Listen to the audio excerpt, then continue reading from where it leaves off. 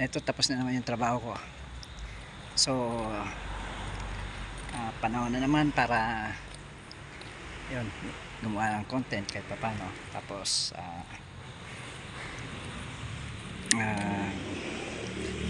nag-relax, parang chill lang kasi actually nagtanggal ng stress, di ba? Gosh, pero sa akin talaga totoo lang, trabaho lang po, wala pong personalan. Kung ano man yung mga nagagawa ko, nagipit ako o tawag dun, nag-stick to, yes. Minsan nagagalit, pero galit bilang kuya lang yan, ha. Hindi ako personalin, hindi naman ako totoong galit, promise. Okay, so guys,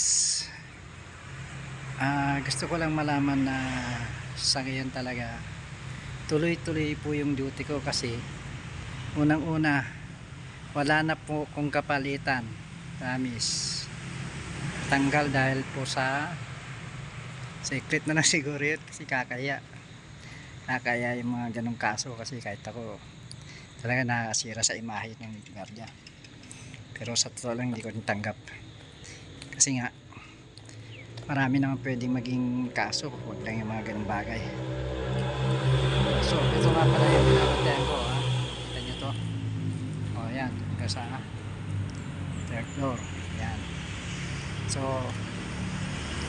ito po, lukuyang rubing para magbukas ng ilaw, then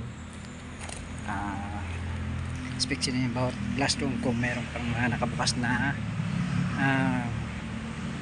electric pan, nakasaksak na kuryente, or else basta gagawin ko yung trabaho ko. Okay, relax, chill lang.